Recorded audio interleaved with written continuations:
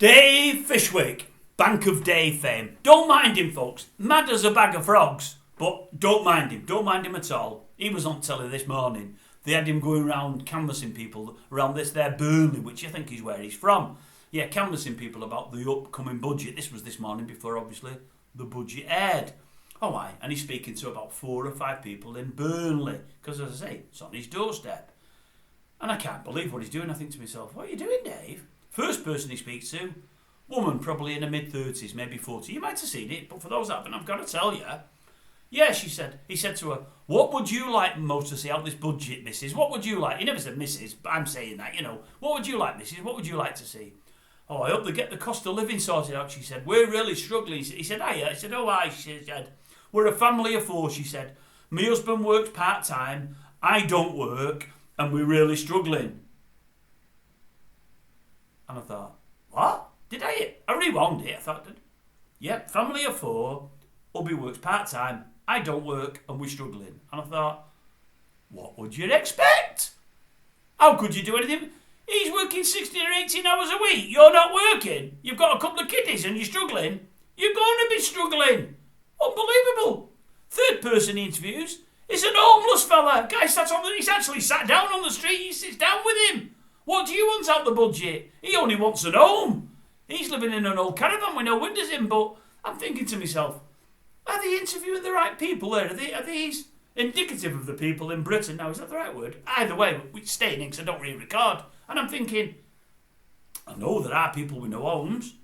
I know there are people that work part-time and what have you. But although they need help, and they do, I've got nothing against them. Don't worry about that. Nothing against them at all. But I thought I'd be interviewing the man in the street, the ones mid-30s, mid-40s, mid-50s. Some on low incomes, some on medium wages, some on high incomes, and go that way.